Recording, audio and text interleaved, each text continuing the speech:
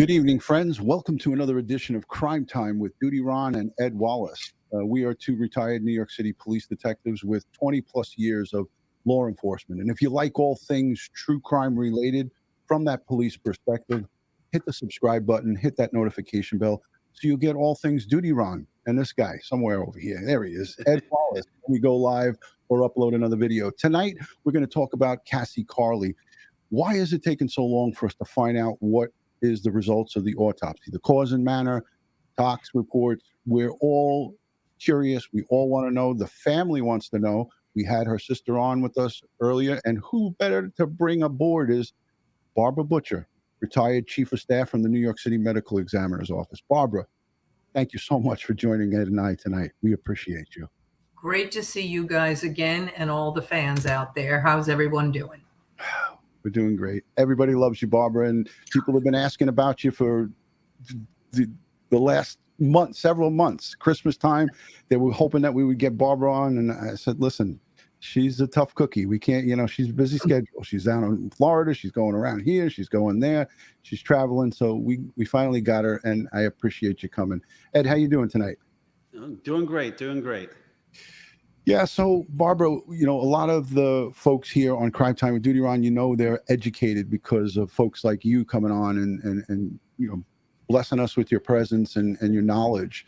Cassie Carli, 37 years old, was met her, a custody exchange Sunday, 3/27, and we go a little bit into April, and she is deceased April 2nd of 2022. The coroner down in Alabama, just not a lot of information coming out, not anything spoken as far as a press release and things of that nature, but they say they're pending autopsy results and tox. I know you and Ed, this is your specialty, so I'll let you guys take it from here. Okay, so yes, so you get information from the police saying that they do not at this time have a cause and manner of death, and that everything is pending toxicology. So we want to talk about, in the jurisdictions like this, why toxicology would take so long. So what is the average turnaround time for a small to medium coroner's office on toxicology? Forever. Yeah. Yeah. No joke, Ed. It's, in New York, we used to have like a 90-day turnaround time for toxicology, which was inexcusable given that we had our own toxicology lab. But with the help of some really good people, we managed to turn that around, and now it's a week in New York. Now, part of the reason for that is because we are able to use private toxicology laboratories that are licensed to do forensic work. So the day-to-day general work, everybody gets toxicology tested. That goes out to the private labs. And then the more, let's say, critical work, as in a case like this, would be done in-house. Now, down in Alabama, at the St. Clair County Coroner's Office, it's a very small office. Dennis Russell is the coroner, and then he's got a deputy coroner working with him. So very tiny office, no tox lab. I can imagine that they're sending it out to a regional lab. I don't know much about the Alabama system. Mostly coroners. I don't know how they work with medical examiners there. So first of all, Dennis Russell announced that he did an autopsy. I don't think he means that he did it because he's not a doctor. Okay. Right. I think he means that he sent Cassie to Huntsville to a forensic pathologist to have it done. So we can safely assume they did the same with the toxicology. They sent it to a lab, a regional lab, where they have to wait in line with everybody else. So they outsource to their contracted laboratory. And that laboratory has to have certain certifications, such as ASCLD or whatever the case may be. Yeah. So tell everybody in the audience, what kind of samples do they send to these labs for toxicology? Can I just step in just before she answers that? There's some people in the chat that are new. You know, we've grown considerably since last time Barbara was here. Barbara, can you just short and sweet give everybody, or Ed, either one of you two, give a little bit about, you know, you both have a history together. There's people in the chat that are like, hey, who's this woman? Hey, you all should know who this is. This is what are you kidding me? This is the great Barbara Butcher. So it's not fair, because there are some people that might not know. So I'd like them to know her qualifications. All right. I'll start off, and Barbara, you jump in anytime you want. So Barbara, when New York City Medical Examiner system went from contracted doctors to come out to crime scenes to do death investigations, they then went to the medical legal death investigator system, and they hired a bunch of physician's assistants, Barbara being one of them, and to come out to the scenes, and they worked directly for the medical examiner, not on a contractual basis. They were employees of the New York City Office of Chief Medical Examiner, and they would come out to scenes and death scenes and join crime scene, or in some cases where they didn't meet crime scene protocols, they would go out to those death scenes and conduct a medical legal death investigation. So Barbara did that for many years, and then she moved her way through the office and eventually became the chief of staff to the medical examiner. At that time was Dr. Hirsch. And she worked for Dr. Hirsch for many years, and then she became my boss. And she brought me into the medical examiner's office to be the forensic training director of the forensic science training program. That we had won grants from the Department of Justice to train the nation's medical legal death investigators and detectives and crime scene investigators from around the nation. And we did that for 6 years together. And I left after the grants were no longer available for that training, and Barbara remained. So Barbara, you can take it from there. Well, not a lot to say. Everything after that was all about disaster management, as you may remember, between the tsunami and the airplane crashes, and of course, World Trade Center, God bless. And, you know, so many, you know, it became all about mass fatality then, and then I retired. So, and now I'm out on my own doing consulting work. And she's babysitting her grandchildren right now, so we got to get to the meat of the situation. Yeah, I have to keep them away from the door. And you know what, Ed, I don't know if you know this, but one of the hardest things I ever had to do in the New York City bureaucracy was bring you into the medical examiner's office. Because I know we had to jump through hoops. Well, we sure did. I had to appeal all the way up to Mayor Bloomberg to get you in there. That's right. I was a retired detective, and they didn't want to bring me back. That's right. That's right. Once you're retired, they're scared to let you back in, like you might know a little too much. You have to get a waiver from the city to come back as a quote unquote city employee. Yeah. So, okay. So now again, let's jump back in. Now, remember, Barbara and I have a lot of history together on actual crime scenes. She's done hundreds and hundreds of crime scenes, in addition to the natural deaths and so forth and so on. So the question was, what kind of samples are taken at the autopsy for toxicology? Well, blood, of course, urine. They may take stomach contents, because for instance, there are poisons, of course, that are ingested, that are swallowed. And then the fluid in the eye, it's called vitreous. So they'll use a little needle and take the fluid out of the eyeball.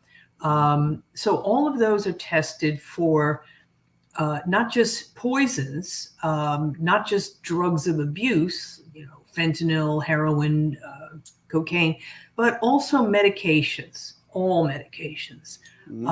There's like a complete panel that's done in order to ensure that the person was not in such a state that a death could be accidental. Now, could it be accidental that somebody's found in a shallow grave? No, not likely. But for instance, a person found laying in the street with a head wound, if you find out they're incredibly intoxicated on, let's say, Valium or sleeping pills, and fell and cracked their head, now it's an accident. Whereas before, you might have been suspicious of foul play. Mm-hmm. Now, some of those things can also be used for time of death determination, especially like the vitreous fluids. Now, she was found, as you said, in a shallow grave. And so the time of death becomes an issue. So let's talk about some of the things that were used to determine time of death. So you can tell everybody maybe about rigor mortis, livor mortis, the vitreous fluids, again, can be used for that. So please explain to the audience what I was talking about when I say livor mortis, rigor mortis, and so forth. Sure. Rigor mortis is the stiffening of muscles that happens over time after death. Now, it appears to be from the small muscles, like in the head and the neck and the jaw, to the fingers.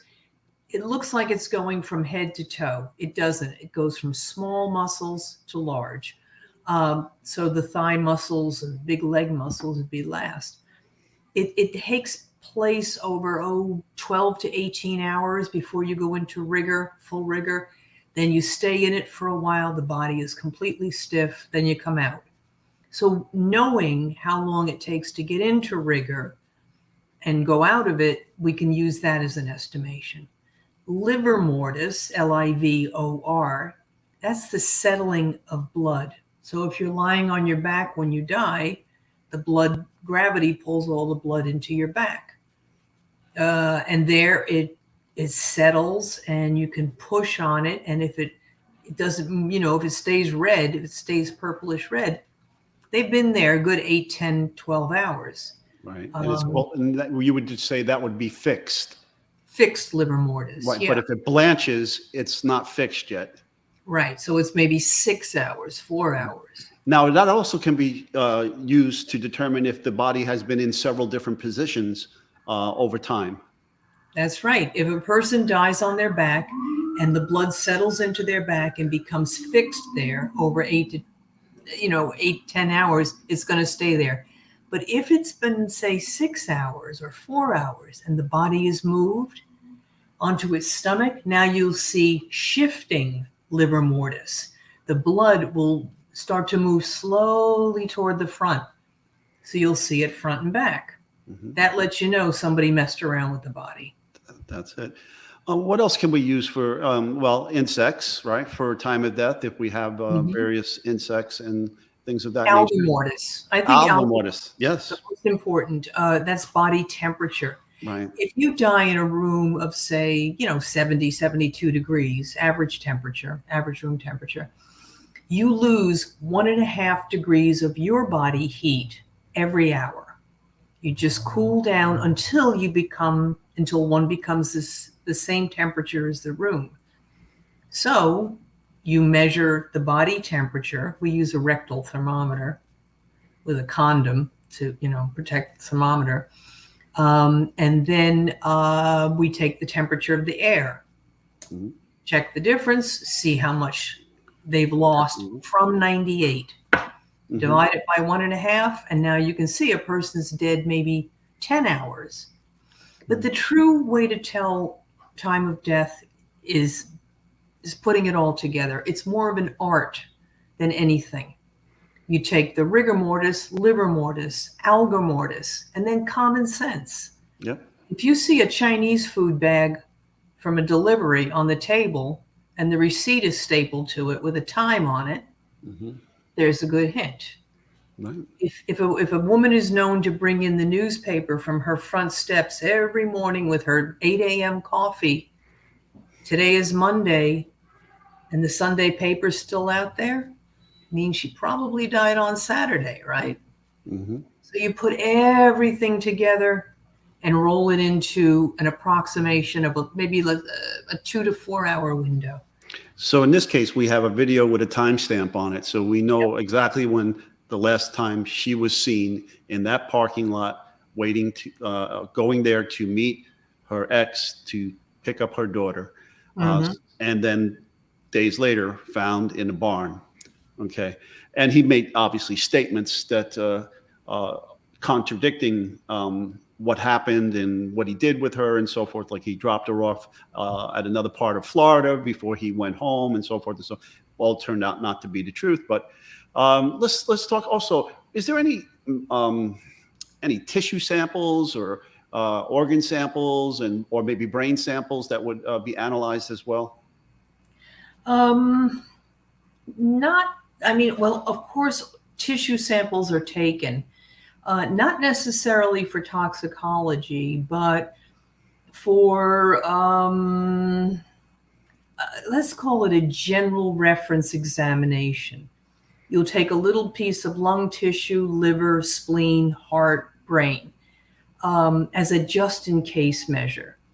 So if you find an unusual tumor on autopsy, you'll want to check the other tissues to see if there's metastasis, spreading of a cancer perhaps, that could lead, could be contributing to the cause of death.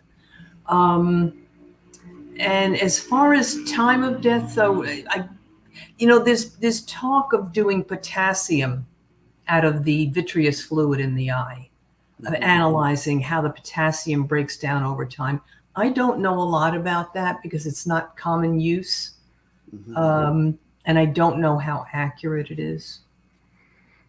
I have a quick question for you, Barbara, and a lot of people ask this question on DutyRon.com. And by the way, thank you everyone who sends in your questions.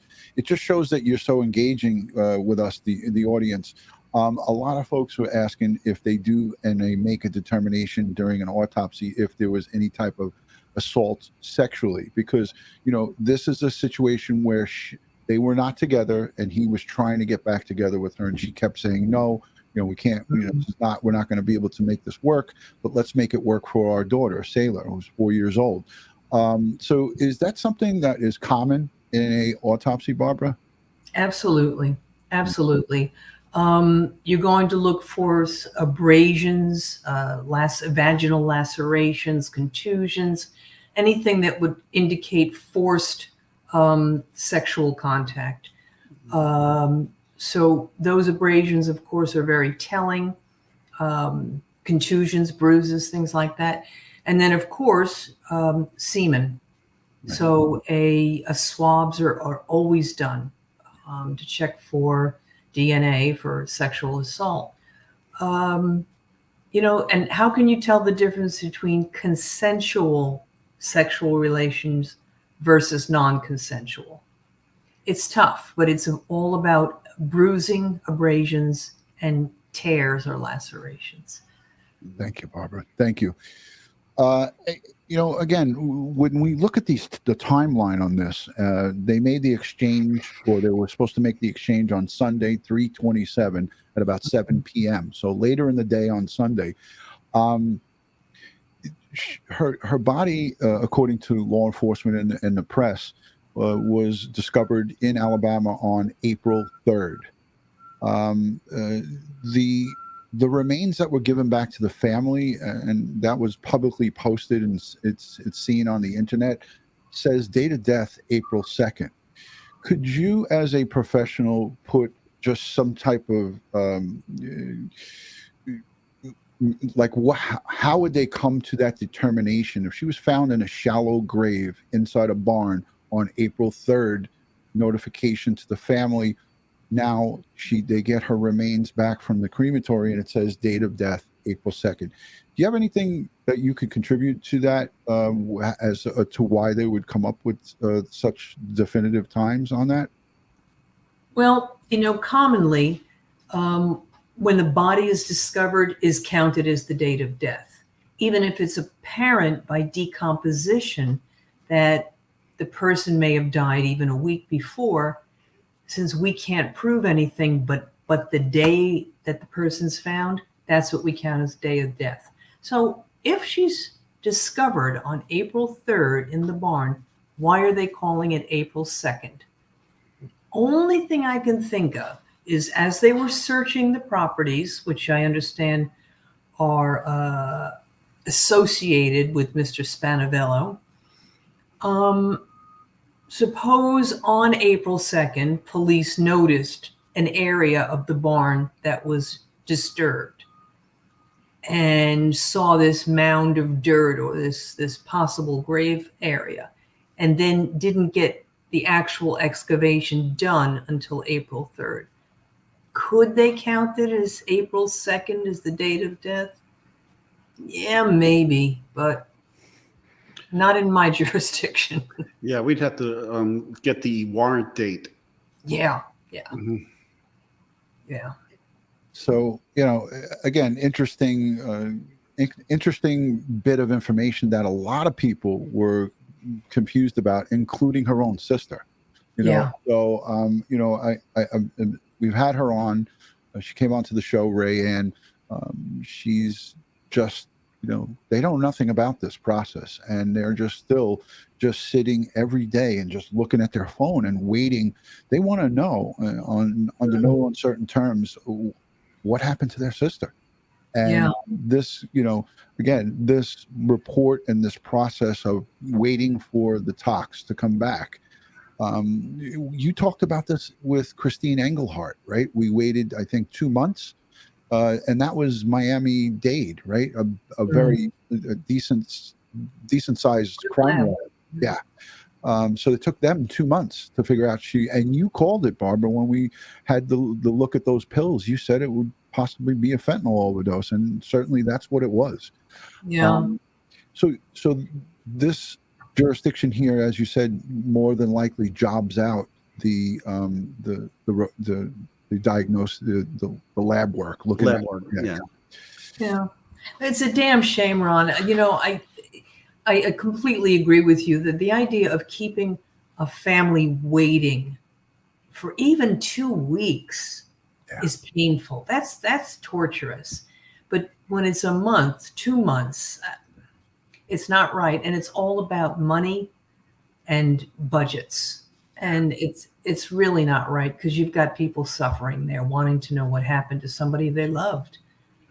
And they can't release cause and manner until all, like you said, you're going to dot their I's and cross their T's, because there's no do-over. Ed, go ahead. What were you going to say? Well, I'm just saying, if it's something obviously like a gunshot wound or stab wounds, I think they can give you cause and manner. The toxicology is well, I mean, they'd be able to determine whether the injuries were post-mortem or ante-mortem, and so forth. Or so I don't know, Barbara. I just think if it was something obvious like manual strangulation, or a hyoid bone would have been found broken, or whatever the case may be, or stabbing or shooting or blunt force trauma, I think those things could have been easily determined and discerned, and we would have a preliminary cause and manner of death pending toxicology. Absolutely. And that's what's commonly done. But toxicology seems to suffer from a terrible budget deficit. The jurisdictions aren't willing to throw the money into these labs. And so in a case like this, it can take months of agonized waiting for a family to find out. Now we're on the clock now with the suspect, because he's on a hold. He's on a 30-day hold that started 2 days ago, 3 days ago. When was the hold? The hold was 3 days ago. Again, Alabama has that 30 days, but they can always just continue or extend it. I've had other jurisdictions, because I worked in the fugitive enforcement and the TRIP team. I have had other jurisdictions hold beyond that 30 days. They do it as a courtesy. And I would say in this case that they would, for sure, Florida would hold Mr. Spanevelo, that scumbag, for a little extra time. And that was just administrative. That's an administrative thing. And all they'd have to do is just say, we need reasonable. They say reasonable, right? Under the law, you have a reasonable amount of time. And they have to make travel plans. So the state of Alabama would just, state their case, and that we just need a little extra time. Barbara, is there a way to speed this process up? Is there anything that can be done to expedite these results? I mean, are there communications going on between the law enforcement and the medical examiner's office in Alabama and like, hey, guys, we need to get this. We need to have this guy put away. I'm assuming that the DA's office, the district attorney, is usually the one applying the pressure Right. to the police and the medical examiner or the coroner. In this case, you know, in the past, when New York had a ridiculously long turnaround time for toxicology, people used to say, well, can't we do something to push that one ahead in line? Because this poor family is waiting. And the answer was always no, because everyone has the right to the equal opportunity for, you know, we all have to wait in line equally. And it's really a damn shame. Right. You know, it's time for national reform on death investigation. We've been talking about it for 30, 40 years now. But the lack of a consistent death investigation system is why things like this happen. Why in New York can you get an answer in a week, and in Alabama it's going to take 2 months? It's all about budgets. You know, Barbara, we said in our training, we talked about every scene, every time, and then we add the caveat, everywhere. We should all be doing it the same way, no matter what part of the country we're coming from. Okay. And we should have national standards, you know, not just basic standards, but a national set standard that we're all practicing the same forensics in all jurisdictions.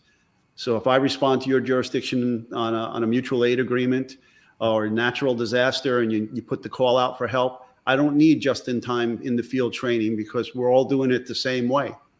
Yeah, that's right. I mean, we're all entitled to the same justice in this country, and the same fairness and the same excellence in forensics. But every system is different, not just each state, but each county. Yeah. You know, in New York City, you can travel upstate and get a coroner who's got 2 years experience straight out of high school, or you can die in New York City with people who have had 20, 30 years experience and are the, you know, top people in the country. We only have, Barbara, a couple of more minutes, so I want to pool the chat because I want to say thank you to the live chatters and the replay viewers. If you have any questions, put them in the chat. Any super chats get, you know, highlighted and put to the front. But if you have any questions for Barbara pertaining to Cassie Carli case, that's the topic of what we're discussing here. So it would have to be pertaining to this case, and if you don't, you can always leave it down below in the comment section, and I can forward those and flood Barbara's emails with the questions. Right, Barbara? I'd be glad to do it for you guys. Absolutely. So we'll look at the chat and we'll see if there's anything that can come up. But you know, so, go ahead. Alicia, so we're looking at the chat. Alicia B writes, agree, Ed, about the standards, but how do we make that happen? You know, Alicia B, the squeaky wheel gets the oil. So the more the people contact their representatives and say, we want this to happen, that's the way it gets done. Okay. Mm-hmm. Right. And it's the only way it's going to get done. Legislation. And Teresa Townsend says, can we contribute money to make it faster? Is it a matter of budget? That's all the, you know, county, state funds. They would not accept, I don't believe, private donations from civilians. Otherwise, you'd have some of these multi-millionaires and billionaires, you know, donating their money for tax purposes for themselves. Mm-hmm. But yeah, they don't do that, unfortunately. I wish that they did. I'm just trying to look at the chat, see if there's anything great to ask Barbara. But, you know, again, we accomplished a lot here tonight because we asked some tough questions. And Barbara, I know that you'll always come back and visit us. The half hour goes by so quickly, and we're on to that 30 minutes. I'm looking at the ticker, and I'm just like, gotta let him go. But the good news is Barbara is our friend, and she will come back and will answer questions. You know, I've sent Barbara text messages during the day and not expecting a response from her, and I get a response like pretty quickly. on certain things, and I thank you for that, Barbara. You're just such a great asset here for Crime Time with DutyRon and all the chatters. The folks love you. So the book updates coming from Josh. That's our producer. Josh is asking any book updates. Barbara, take it. Yes. May of 2023 is when the book comes out. Don't ask, I don't know. Is there a supply chain problem with paper? Who knows? Right. But that's what the publisher, Simon & Schuster, is telling me. It'll be out next May, a year from now. And what is the name of the book, Barbara? Right now it's called Only the Dead Know. But then my editor pointed out to me, he says, Barbara, but you know, so maybe that's kind of a false title. Maybe we should think of something else. And Ron, I would love to hear from your fan club here, your viewers. If anybody's got a good title, something funny and snappy about death investigation. Folks, send in your ideas to dutyron.com, and in the subject line, put in Barbara Butcher's book. So we would love to hear it, and I will forward those all to Barbara. Thank you. Yeah, it's a memoir of 23 years of a young woman, not now, but back then, a young woman starting out in the death game with the toughest cops in the nation, and some of the crazy cases I saw. Yeah. Wow. Fascinating. So, anybody got a title? I'll give you good credit for that. There you go. Come on up with the title, ladies and gents. Barbara, so appreciated. Thank you for taking out 30 minutes while you have your the grandkids there. I appreciate you. We love to see you, Ed and I. We talk about you. I'm sure your ears ring quite a bit because we always say, this is what Barbara would say when we start bouncing ideas off of each other. Yeah. Cassie Carli's sister Rayanne asked me if she had any particular questions. Would I be able to send them over to you and maybe get some answers for her if you have it? It would be my pleasure to help out in any way I can for any of the families that you work with, Ron and Ed, any of the fans, anybody. Yeah, I'd be glad to help out. Great. Thank you so much. Ed, you have anything before we let her go? We could squeeze another 30 seconds out of her. No, I just want to thank her very much. I don't know how old her grandchildren are, but are they still in diapers or they're out of that? No, they're 3 and 6 and they're demons. They're hellions. But I love them more than anything on earth. And, they're out there pounding on the door. Read me a story. So Okay. Awesome. Thanks, guys, for having me on. All right. See you soon, Barbara. Stay well. All right, there Stay well, guys. Thank you. Butcher, the retired chief of staff from the New York City Medical Examiner's office. Thank you so much, Barbara. We'll see you soon. All right, there she goes, Ed. It's sad. When she leaves, I get sad. I don't know. Yeah. She lightens the room. Guys, again, this case and all of the cases that we cover, we could have Barbara on with us almost every night. We covered the Gall case here in New York City. There's probably a ton of things to talk about when it comes to, her autopsy. Barbara, has seen like many of those cases just like that, where there's violence occurred during the course of a commission of a crime. But Barbara just has so much information. And you see all the titles running through the chat there. Yeah, I do. I like a few of them. Yeah. It's amazing. We love to see the input from you guys. Again, Cassie Carli case is just devastating. We have so many of these unfortunately happening, not just in the United States, across the world. And, to have that type of information coming from Barbara with her credentials and things of that nature, it makes it just, it makes us just understand the process all so much better. And Ed, I thank you for, hanging out here with us tonight to, get in this information.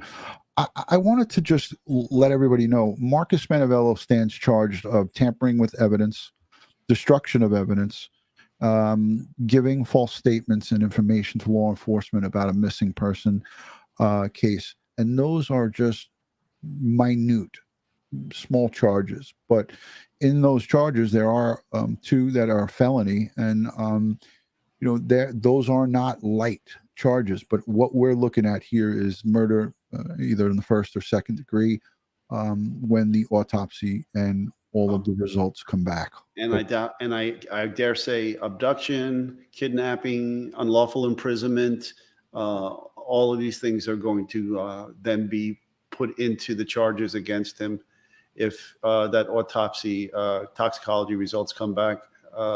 There's one for you, Ed. Please explain the eye fluid in toxicology. Well, as Barbara was saying, they're looking in those bodily fluids. They're going to be looking for something to do with potassium. I don't have all the details on toxicology. I know the vitreous fluid is used in determining time of death based upon whether it's there or has it dried up. And so those vitreous fluids are used that way in time of death. But she was talking specifically about potassium in the vitreous fluids and its effect with toxicology. I'm not fully familiar with that, so I don't want to give you any bad information. I'll get back to you when I do a little more research on exactly what it is. I will say that question was just a day late and $1 short, because if Barbara was here. if Barbara was here, we would be full screen with her for 5 minutes. Love Nature says, DutyRon, your work and Ed's in following these cases is invaluable. Thank you. Love Nature, thank you. And guys and girls, if you're new in the chat, first time coming across Crime Time with DutyRon, let me know if you're new by saying new or just waving the hand. And if you are new here, let us know, city and state or your country, and we'd like to say hello. We always love to acknowledge all of our returning viewers and replay viewers. But if you're new and just stumbling across it, we want to know. We would like you to just say hi.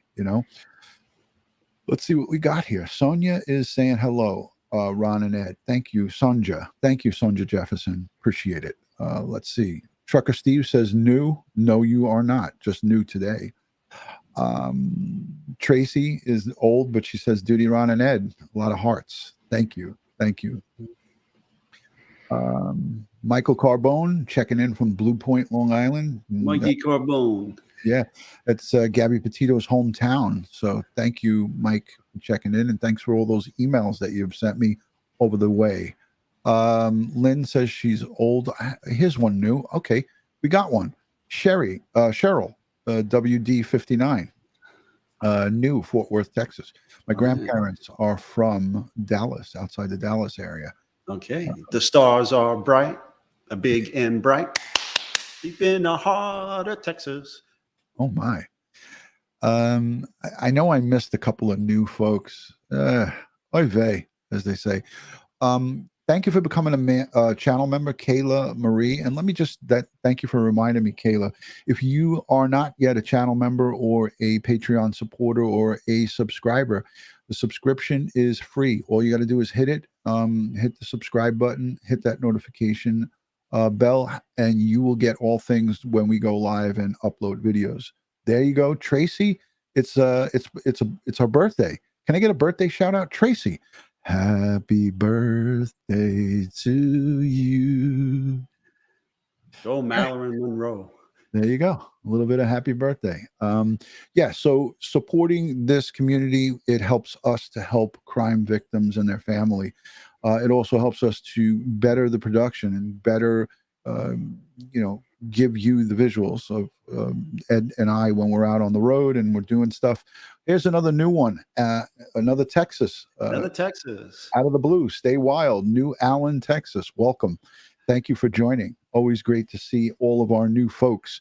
Blondie1025 sends in the $20 super sticker, and she says, love you to the moon and back. Thank you. Thank you, Blondie. You are the best. Appreciate it. Was that a line from Jackie Gleason? Or was it, I'm going to send you to the moon, Alice? To the moon, Alice. Yeah. Mountain Girl 2212, thank you for the $10 super chat. And she says, much love to you and Ed. I've missed a couple of lives. I always catch the recap. Much love to you guys. Mountain Girl has a channel of her own where she talks true crime. So if you guys are not subscribe to her, go over and check out her channel. She has the True Crime Ladies, where they do a lot of chit-chatting, and she lights it up every once in, well, probably more than every once in a while. So go check out Mountain Girl. I have personally checked her out myself and gone over there and said hi during one of her lives. Gail is here. Thank you, Gail, for checking in. She's always sending us accolades. Ed, where is she? And I see Jolene wants me to sing. I know there's a song named after you, Jolene, right? Jolie. Jolene, Jolene, Jolene.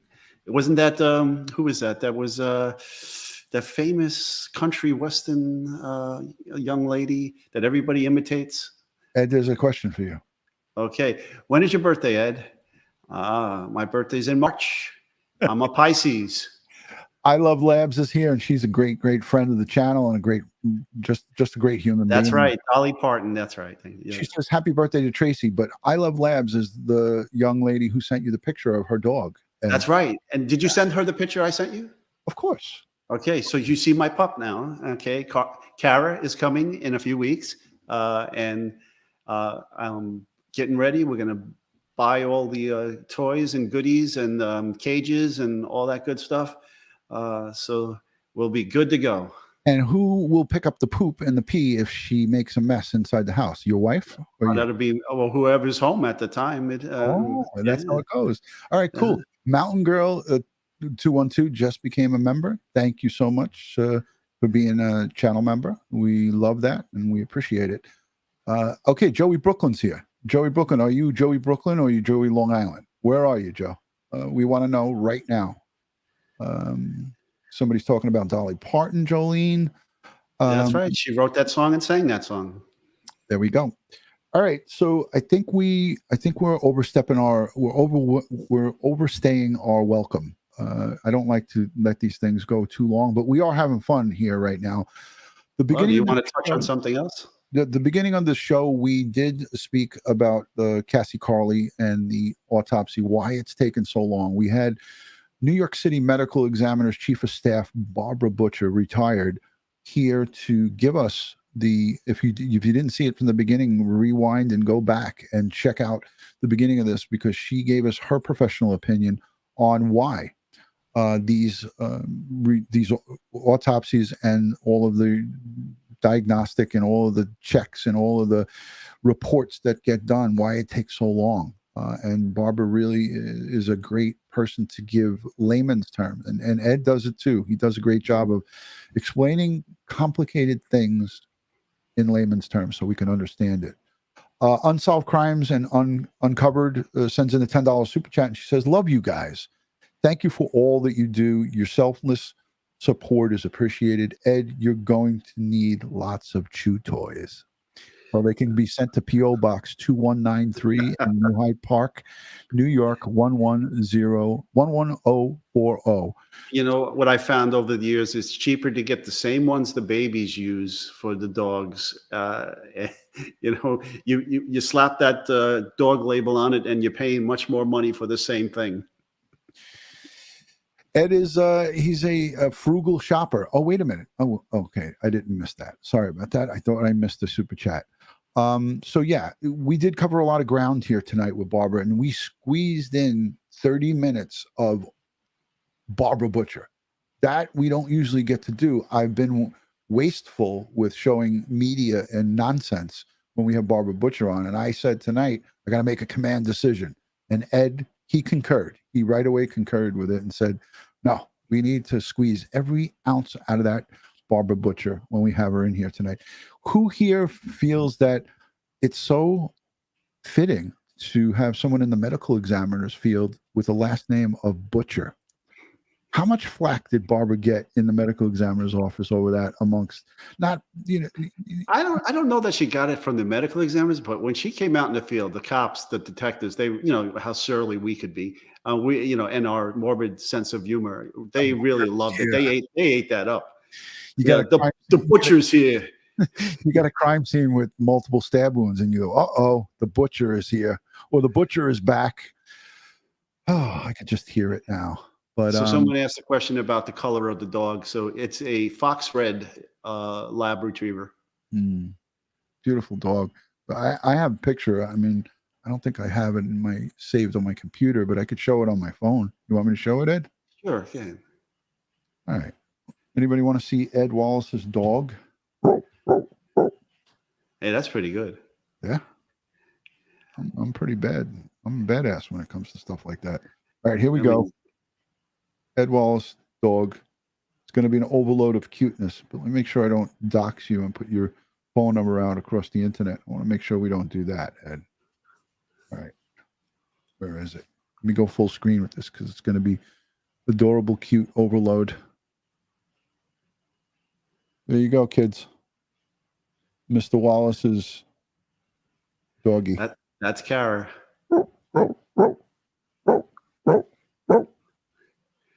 You remember Kelly's Hero? Yeah. Oh boy.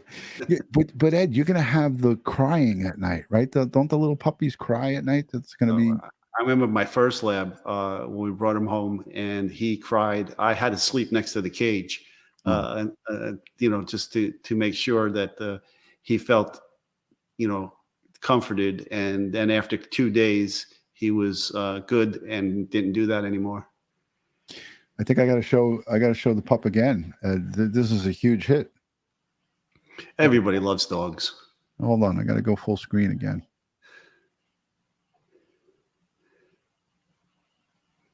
There she is. What is that? A little heart around her neck? Yeah, a little heart, little purple heart.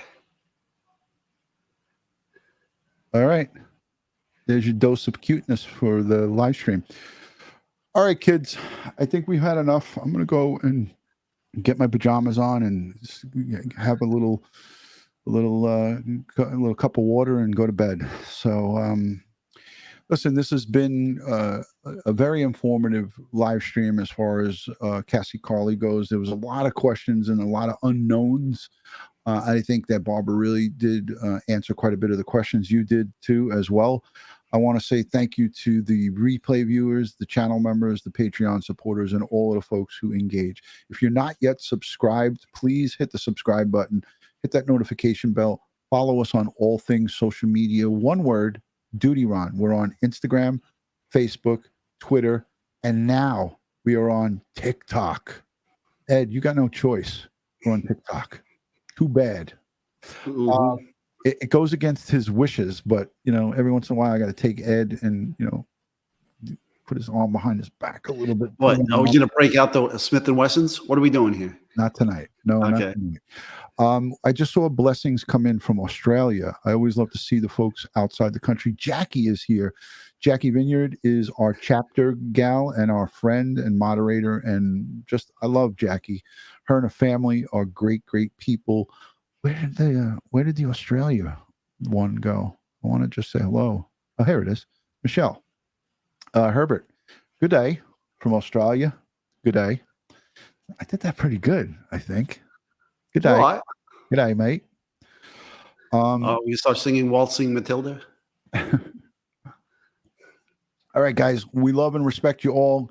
As I like to end all of these live streams, I'm going to make Ed do this one time. And I know he's dreading it. God bless the world. God bless the United States of America. And God bless each and every one of us here in the chat, but especially all victims of crime and their family across the globe. We pray and send them strength, prayers, and positive vibes. Ed, thank you for taking out the time. And thank you for being here. Thank you for being you, my brother. Thank you, Ron. And thank you for having me. And folks, stay safe. Be prepared. Watch your six. Bingo. See you soon, guys. Peace.